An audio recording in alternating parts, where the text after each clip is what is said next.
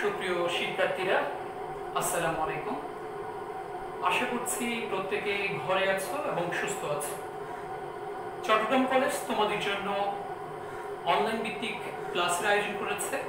আজকে একাদশ দ্বাদশ শ্রেণীর জন্য বাংলা দ্বিতীয় পত্রের একটি বিষয় নিয়ে আমরা কথা বলবো এবং এই বিষয়টি হচ্ছে সমাস।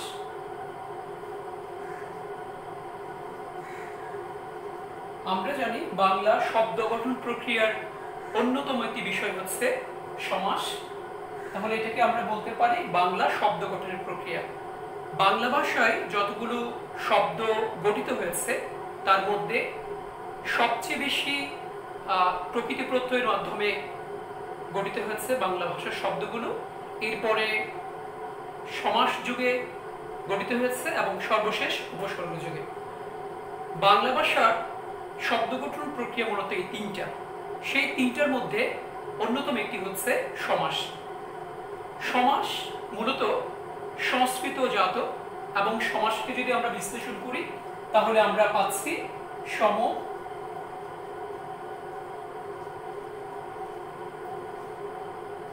যুগ অস যুগ অধনিক, অর্থাৎ ব্যুৎপত্তিগত অর্থ এটি। এবং এটি মূলত প্রথমত সংস্কৃত ভাষায় বা তৎসম ভাষায় এটি ব্যবহার করা হচ্ছে এবং এই সমাস মূলত সংস্কৃত ভাষার যারা সাহিত্যিক ছিলেন তারা ব্যবহার করেছেন। পরবর্তী সময়ে আমরা বাংলা শব্দ গঠন প্রক্রিয়ার অন্যতম একটি প্রক্রিয়া হিসেবে এটাকে আমরা পেয়েছি। তো প্রথম দিকে আমরা একটু বলার চেষ্টা করি সমাসটা আসলে কি। আমরা যদি বলি সহজ করে তাহলে বলা যায় বাংলা ভাষায় ব্যবহৃত অর্থ সম্বন্ধযুক্ত একাধিক পদের একপদীকরণের প্রক্রিয়াকে সমাস বলতে পারি। সমাস শব্দটির অর্থ যদি আমরা বলি তাহলে বলতে পারি একত্র অবস্থান। এটিকে আমরা বলতে পারি একত্র অবস্থান।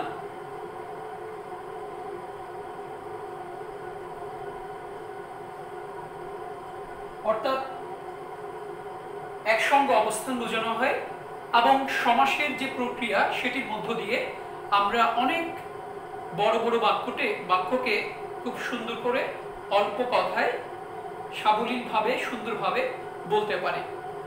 আমরা যদি একটু উদাহরণের মাধ্যমে এটা বলার চেষ্টা করি তাহলে আমরা দেখতে পাই, যদি আমরা লিখি সিংহ চিহ্নিত আসন, আমরা যদি বাক্যটি এইভাবে বলি যে রাজামশাই সিংহ চিহ্নিত আসনে বসে আছেন, তাহলে কিন্তু অনেক লম্বা একটি বাক্যের মাধ্যমে আমরা মনের ভাবটাকে প্রকাশ করছি। কিন্তু এটাকে যদি আমরা ছোট করি তাহলে কিন্তু এটি হচ্ছে সিংহাসন। এখন যদি আমরা বলি রাজামশাই সিংহাসনে বসে আছেন, তাহলে শুনতে অনেক শ্রুতিমধুর হয়, সাবলীল হয় এবং প্রতিটি পদগুলো একটি পদ এসে রূপান্তরিত হয়েছে এবং শুনতে অনেক বেশি শ্রুতিমধুর লাগছে। আমরা যদি একটু বলার চেষ্টা করি সিংহ চিহ্নিত যে আসন, এই বাক্যটিকে আমরা বলি ব্যাস বাক্য, অন্য নাম হচ্ছে বিগ্রহ বাক্য, অথবা আমরা বলছি সমাস বাক্য। তাহলে এই যে সিংহ চিহ্নিত আসন সেটি এখানে সে হয়েছে সিংহাসন এবং এটিকে আমরা বলছি সমস্ত পদ। এটার অন্য নাম আছে সমাজবদ্ধ পদ, অথবা আমরা বলতে পারি সমাস নিষ্পন্ন পদ।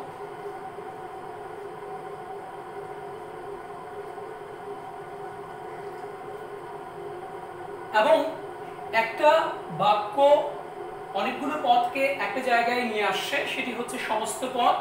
এবং যখন বাক্যটি এখানে রূপান্তরিত হচ্ছে তখন প্রধানত তিনটি কাজ এখানে করে। আমরা যদি প্রথমটা বলি যে অনেকগুলো পদকে একপদীকরণ করে, তাহলে প্রথম কাজ হচ্ছে একপদীকরণ করা। অনেক বড় বাক্য ছিল সেটিকে ছোট করা হচ্ছে, সেজন্য এটাকে বলছি আমরা সংক্ষেপণ করা। এবং আমরা যদি বাক্যটির দিকে একটু খেয়াল করি তাহলে আমরা যদি বলতাম আসন চিহ্নিত সিংহ, অথবা যদি বলতাম সিংহ আসন সিংহ আসন চিহ্নিত, তাহলে পদের মিলনটা হতো না। সুতরাং সর্বশেষ যে কাজটি করে সেটি হচ্ছে পদের মিলন। প্রিয় শিক্ষার্থীরা, আমরা যদি বলি যে এই সমস্ত পদের যে প্রথম অংশটি আছে সিংহ, সেটিকে আমরা বলবো হচ্ছে পূর্বপদ, এবং পরের যে অংশটি পদটি রয়েছে আসন সেটি হচ্ছে পরপদ বা উত্তরপদ। তাহলে আমরা এখানে যেটা পাচ্ছি সিংহ চিহ্নিত আসন, অর্থাৎ একটি বাক্যের প্রত্যেকটি আলাদা আলাদা পদকে বলা হয় সমসমান পদ। প্রিয় শিক্ষার্থীরা, আমরা আরেকটু উদাহরণের মাধ্যমে চেষ্টা করি। যেমন আমরা বললাম একটি শব্দ মৌমাছি, তাহলে এটাকে আমরা ভাঙলে পাচ্ছি মৌ আশ্রিত যে মাছি, তাহলে মৌ আশ্রিত যে মাছি। তাহলে আমরা আরেকটু বলি মৌমাছি, এটা কি পদ? এটি সমস্ত পদ। মৌ আশ্রিত যে মাছি, এটা কি হবে? এটি হচ্ছে ব্যাস বাক্য, বিগ্রহ বাক্য অথবা সমাস বাক্য। আর এখানে মৌ আশ্রিত যে মাছি প্রত্যেকটা হচ্ছে সমসমান পদ, এবং সমস্ত পদের প্রথম অংশটিকে আমরা বলছি পূর্বপদ, এবং মাছি এটিকে বলছি পরপদ। তাহলে প্রিয় শিক্ষার্থীরা, আমরা প্রথম যে বিষয়টা শিখেছি এটা আমরা আরেকবার রিপিট করি, যে বাংলা ভাষায় ব্যবহৃত অনেকগুলো পদের একপদীকরণ যে প্রক্রিয়া সেটিকে আমরা সমাস বলছি, এবং বাংলা শব্দ গঠন প্রক্রিয়ার অন্যতম একটি বিষয় হচ্ছে সমাস। এবং যেহেতু বড় একটি বাক্য আমরা লেখার চেষ্টা করেছি, সেই বাক্যটি একটি পদে রূপান্তরিত করছি, এবং সেটি হলো সিংহাসন। যদি পুরো বাক্যটিকে আমরা বলতাম সেটি সুন্দর লাগতো না। এবং এরকম করে যদি আমরা বলি, যেমন বিদ্যালয়, একটি শব্দ আমরা দিচ্ছি, দেখে তোমরা চেষ্টা করে দেখো বিদ্যালয়, তাহলে এটাকে যদি আমরা ব্যাস বাক্য করে লিখতাম তাহলে হতো বিদ্যা নিমিত্তে যে আলোয়। যদি কেউ বলতো যে পল্টু বিদ্যার নিমিত্তে আলোয় গেছে, তাহলে কিন্তু অনেক বড় লম্বা হয়ে যেত। কিন্তু আমরা যদি বলি পল্টু বিদ্যালয়ে গেছে, তাহলে সেটি অনেকটা সহজ, শ্রুতিমধুর, সাবলীল এবং একত্র অবস্থান করছে এটি। আমরা এরপরে বিষয়টি জানি, সেটি হচ্ছে সমাস কয় প্রকার। ছোটবেলা থেকে আমরা অনেকে এই সমাসটাকে বলতাম 6 মাস, অর্থাৎ এটি শিখতে নাকি 6 মাস লাগে। আসলে খুব বেশি কঠিন কোনো বিষয় নয়, মূলত চর্চার মাধ্যমে সেটিকে সহজ করা যায়। তাহলে সমাস হলো কয় প্রকার? 6 প্রকার। সমাস কয় প্রকার? 6 প্রকার। ছোটবেলায় আমরা সবাই শিখেছি ক্লাস 7-8 থেকে দ্বন্দ্ব সমাস, দ্বিগু সমাস, কর্মধারয় সমাস, অব্যয়ভাব সমাস, তারপরে দ্বিগু সমাস, তারপর কি বহুব্রীহি সমাস। দ্বন্দ্ব, দ্বিগু, কর্মধারয়, অব্যয়ভাব, তারপর কি বহুব্রীহি, তৎপুরুষ। তাহলে 6টা সমাস রয়েছে। আমরা মনে রাখার জন্য, অর্থাৎ যখন আমরা সমাস নির্ণয় করব, তখন সবচেয়ে গুরুত্বপূর্ণ হচ্ছে যে একটি সমাসের যে একটি সমস্ত পদের মধ্যে যে দুটো পদ রয়েছে, একটি পূর্বপদ এবং আরেকটি পরপদ, সেই পূর্বপদ বা পরপদের কোন অর্থটি প্রাধান্য পাচ্ছে সেটির উপর নির্ভর করে আমরা সমাসটাকে সহজে নির্ণয় করতে পারি। সেজন্য আমরা একটা সূত্র আবিষ্কার করেছি মনে রাখার জন্য। আগে তোমরা লিখে ফেলো।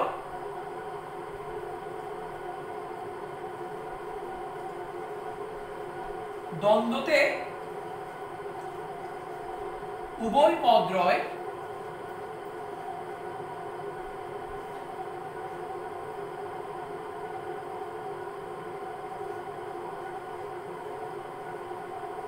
তদ্দিরে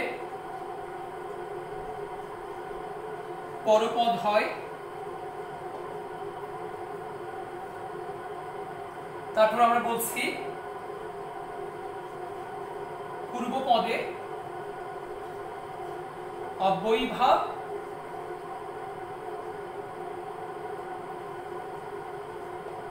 বহুব্রীহিতে পদের অভাব। প্রিয় শিক্ষার্থী, অভাব বলতে আমরা পূর্বপদ বা পরপদ কোনো পদে অর্থ প্রাধান্য পাই না, এটার জন্য এটাকে বলেছি মূলত এটা তৃতীয় পদ অর্থ প্রাধান্য পায়, পূর্বপদ বা পরপদের অর্থ প্রাধান্য পায় না। আমরা এখানে তিনটা সমাস রেখে দিয়েছি। তদ্দি, আমরা এটা একটু বিশ্লেষণ করার চেষ্টা করি। ততে আসছে হচ্ছে তৎপুরুষ, কতে আছে হচ্ছে কর্মধারয় এবং দিতে আছে হচ্ছে দ্বিগু। আমরা একটু মনে রাখার চেষ্টা করি, তৎপুরুষ হচ্ছে বিভক্তি বিষয়, তাহলে আমরা এখানে ছোট করে লিখে রাখি বিভক্তি, অর্থাৎ বিভক্তি যোগে যেটি সমাস হয় সেটি হচ্ছে তৎপুরুষ। কর্মধারয় হচ্ছে তুলনা করা বোঝাবে এবং দ্বিগু হলো সংখ্যা। তাহলে এই তিনটে বিষয় মাথায় রাখতে পারলে আমরা এই তিনটে বিষয়কে আলাদাভাবে বিশ্লেষণ করতে পারব। আমরা কিছু পদ দিয়ে এখানে বিশ্লেষণ করতে পারি, যেমন দ্বন্দ্ব সমাসে উভয় পদ রয়। আমরা বলেছি দ্বন্দ্ব সমাসে একমাত্র সমাস যেখানে দুই বা তার অধিক যদি পদ হয় তাহলে প্রত্যেকটা পদেরই অর্থ প্রাধান্য পায়। যদিও বা আমরা বহুপদী অনেকগুলো সমাস এরকম পাচ্ছি। যেমন আমরা যদি একটু লেখার চেষ্টা করি একটা শব্দ, যেমন লিখলাম অহি নকুল। অহি মানে সাপ, নকুল মানে হচ্ছে বেজি। তাহলে এখানে অহি বা নকুল দুটোরই অর্থ প্রাধান্য পাচ্ছে, তাহলে এটি একটি দ্বন্দ্ব সমাস। তাহলে আমরা বলতে পারি অহি ও নকুল। আমরা একটু বলে রাখার চেষ্টা করি প্রিয় শিক্ষার্থীরা, দ্বন্দ্ব সমাসে মূলত একটি অব্যয় ব্যবহার করা হয়ে থাকে এটি নির্ণয় করার জন্য। এটি সংযোজক বা বিয়োজক হতে পারে, তবে বেশিরভাগ ক্ষেত্রে এটি ও এবং দিয়ে নির্ণয় করা হয়। যেমন আমরা আরেকটা শব্দ লিখি, একটি হচ্ছে শীতউষ্ণ। শব্দটি দেখার পরে বা পদটি দেখার পরে মনে হচ্ছে অনেক কঠিন, আসলে কঠিন নয়। এখানে দুটি পদ আছে, একটা শীত আর একটা উষ্ণ। তাহলে এখানেও আমরা বলতে পারি দুটো অর্থ প্রাধান্য পাচ্ছে, শীত ও উষ্ণ। আবারও বলার চেষ্টা করছি, দ্বন্দ্বতে উভয় পদ রয়, তদ্দিরে পরপদ হয়, পূর্ব পদে অব্যয়ীভাব, বহুব্রীহিতে পদের অভাব। তোমরা নিশ্চয়ই মনে রাখবে। আমরা এরপরে আসি হচ্ছে তৎপুরুষ সমাস। যেমন আমরা যদি একটি শব্দ লিখি সলিল সমাধি, তাহলে আমরা দেখতে পাচ্ছি যে এখানে একটি বিভক্তি রয়েছে। বিভক্তিটা কি? সলিল। সলিল মানে হচ্ছে পানি আর সমাধি মানে হচ্ছে মৃত্যু। তাহলে সলিলে সমাধি, তাহলে এখানে এই বিভক্তি আসছে সলিলে সমাধি। তাহলে এটি যেহেতু এই বিভক্তি রয়েছে সেটি কোন তৎপুরুষ সমাস? সপ্তমী তৎপুরুষ। তারপরে আমরা যদি বলি রথ দেখা, যেমন রথ দেখা, তাহলে এখানে কিন্তু একটা বিভক্তি রয়েছে, রথ দেখা। আসলে কাকে দেখছি? রথকে দেখছি। তাহলে রথ কে দেখা, তাহলে এটি কোন তৎপুরুষ সমাস? দ্বিতীয় তৎপুরুষ সমাস।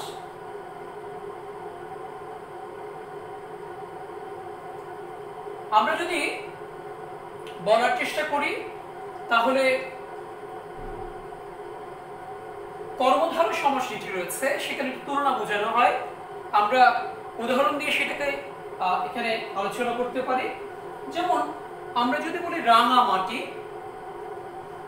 রাঙা মাটি, মাটি হচ্ছে এখানে পরপদ এবং পরপদের প্রাধান্য পাচ্ছে এখানে।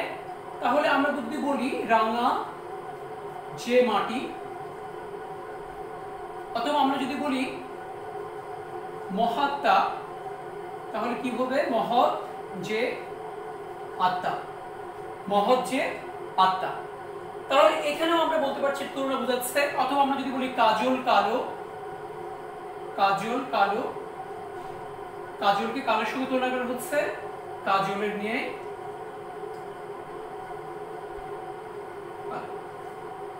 এটাকে আমরা উপমান তৎপুরুষ সমাস, উপমান কর্মধারয় সমাস বলি, উপমান কর্মধারয়।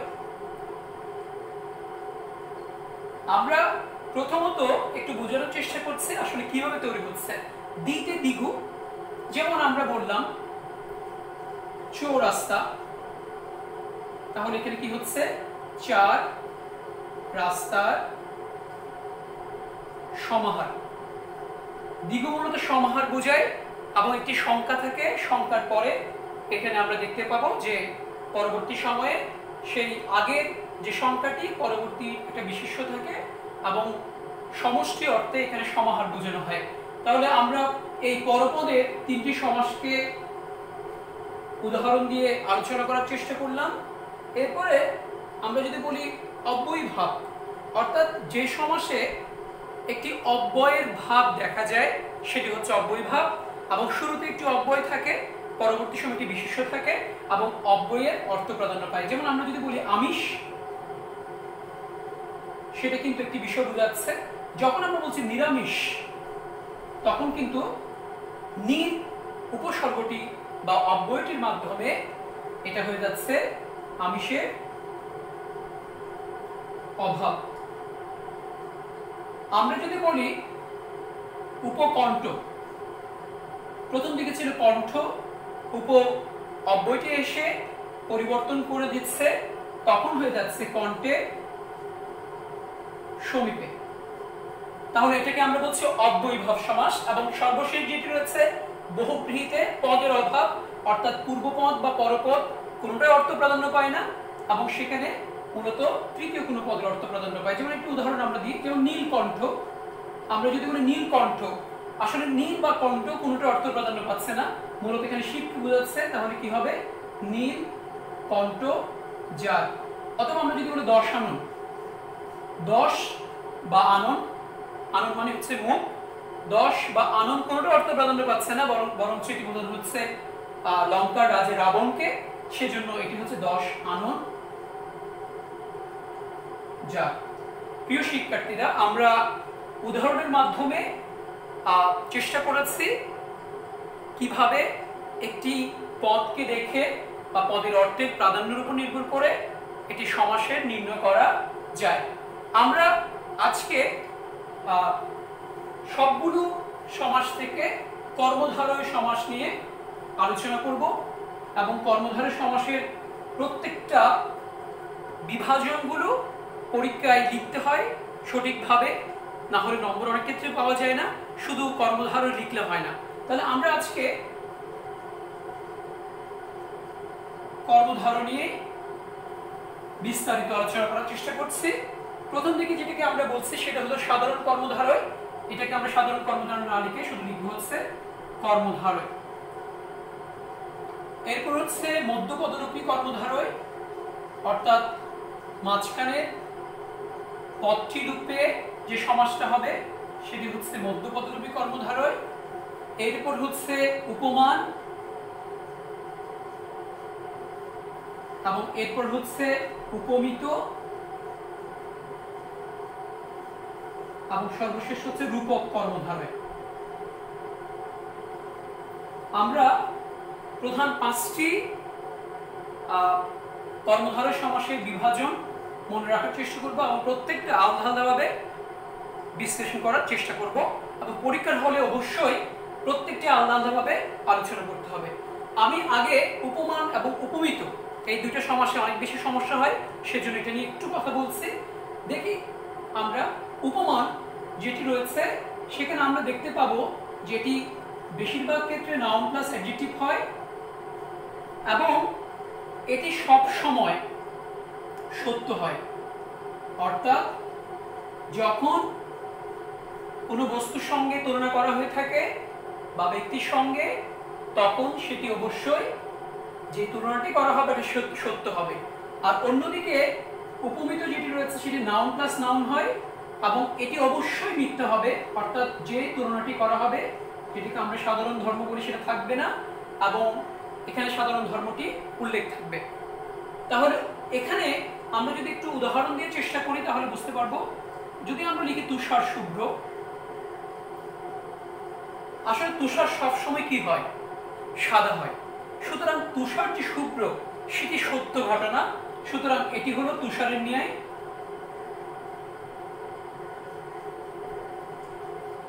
শুভ্র। আমরা ট্রেডিশনালি যেটি বলি যে ন্যায় শব্দটি মাঝখানে থাকলে সেটি উপমান হয় এবং ন্যায় শব্দটি শেষে থাকলে সেটি উপমিত হয়। যদিও বা এটা ট্রেডিশনালি নিয়ম, এটি আসলে মাঝখানে বা শেষে কোনো বিষয় নয়, তারপরও আমরা মনে রাখার জন্য মাঝখানে থাকলে সেটাকে উপমান দেওয়ার চেষ্টা করব এবং শেষে থাকলে সেটাকে উপমিত দেওয়ার চেষ্টা করব ট্রেডিশনালি মনে রাখার জন্য। যদি আমরা বলি কাজল কালো, এর আগে আমি উদাহরণটা দিয়েছিলাম কাজল কালো, তাহলে এখানেও দেখছি কাজলটা আসলে কালো নাকি সাদা? না, কাজল সবসময় কি হয়? কালো হয়। সেজন্য এটা হবে কাজলের ন্যায় কালো।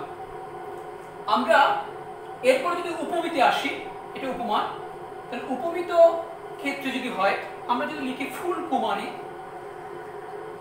আসলে কখনো কোনো ফুল বা কুমারী কখনো কুমারী ফুলের মতো হয় না, সুতরাং এটা সত্য নয়, সেটা মিথ্যা। সুতরাং এটি হবে কি? কুমারী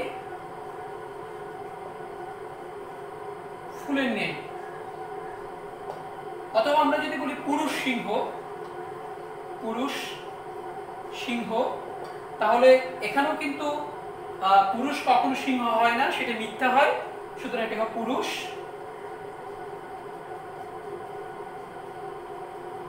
সিংহের ন্যায়। প্রিয় শিক্ষার্থীরা, আমরা তাহলে দেখলাম উপমান আর উপমিতের মূল পার্থক্য হচ্ছে উপমানটা সবসময় তুলনা করার সময় সত্য হয় আর উপমিতটা তুলনা করার সময় মিথ্যা হয়। এরপরে আমরা রূপক কর্মধারয় যাই। রূপক কর্মটা খুবই সহজ, মূলত প্রথম দিকে একটি অ্যাবস্ট্রাক্ট নাউন থাকে এবং পরবর্তী সময়ে একটি সাধারণ নাউন থাকে, এবং যখন একটি শব্দ তুলনা করার সময় একটি অভেদ কল্পনা করা হয়, অর্থাৎ অ্যাবস্ট্রাক্ট নাউন যেটিকে আমরা বলছি সেটা ধরা যায় না, ছোঁয়া যায় না, স্পর্শ করা যায় না, শুধু অনুভব করা যায়, সেটি হচ্ছে রূপক। যেমন আমরা যদি বলি মন মাছি, আসলে মন কি ধরা যায়, ছোঁয়া যায় বা স্পর্শ করা যায়? না, মন শুধু অনুভব করার বিষয়, সুতরাং মন রূপ মাছি। আমরা যদি বলি প্রাণ পাখি, তাহলে এটাও কিন্তু একই অবস্থা, যে প্রাণ রূপ পাখি, অর্থাৎ প্রাণটাকে ধরা যায় না, ছোঁয়া যায় না, স্পর্শ করা যায় না।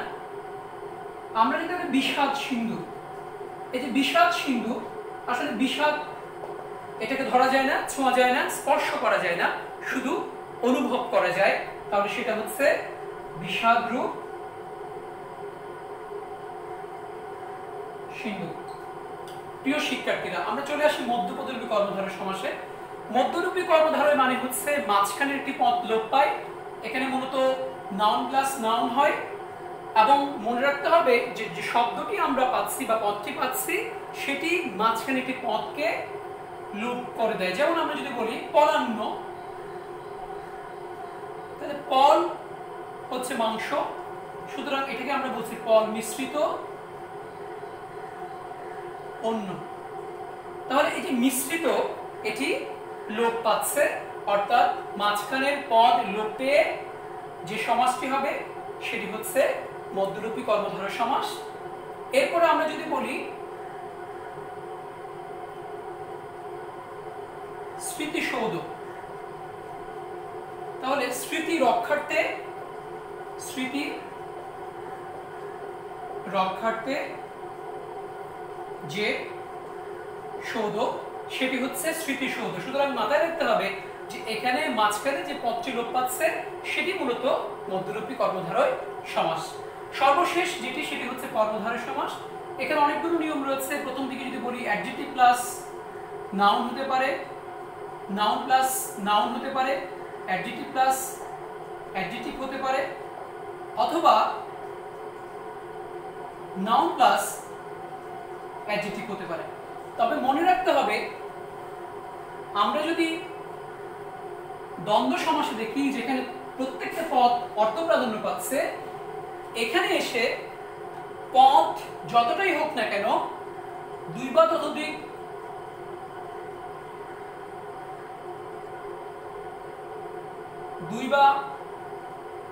অধিক পদ থাকলেও মূলত একটি পদকে বোঝাবে। আমরা এটা মাথায় রাখার চেষ্টা করি, একটি পদ বোঝাবে, তাহলে সেটি হচ্ছে সাধারণ কর্মধারয় সমাস। আমরা একটু উদাহরণ দিয়ে দেখার চেষ্টা করতে পারি। যেমন আমরা বললাম মহানবী, তাহলে এখানে মহান যে নবী, মহান যে নবী, এটা হচ্ছে তার ব্যাস বাক্য। তাহলে আমরা দেখতে পাচ্ছি যে এখানে অ্যাডজেক্টিভ প্লাস নাউনের মাধ্যমে একটি সমাস গঠিত হচ্ছে এবং অধিক পদ থাকার পরও একটি পদকে প্রাধান্য দিচ্ছে। যেমন আমরা যদি বলি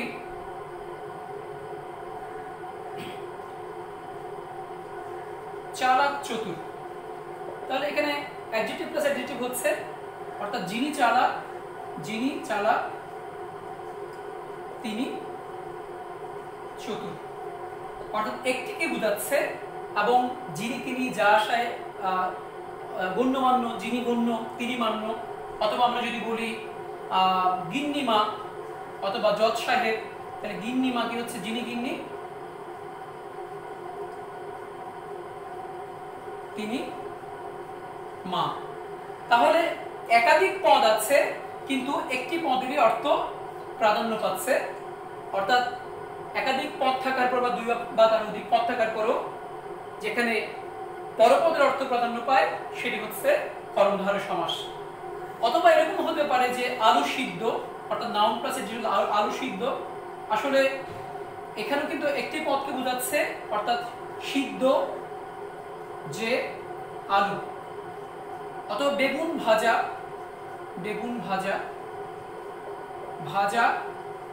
যে বেগুন। প্রিয় শিক্ষার্থীরা, আমরা ক্লাসের একবারে শেষ পর্যায়ে চলে আসছি। আমরা আশা করছি এতক্ষণ ধরে যে বিষয়টি আমরা আলোচনা করেছি সেটা তোমরা বুঝতে পেরেছ এবং তোমাদের ভালো লেগেছে।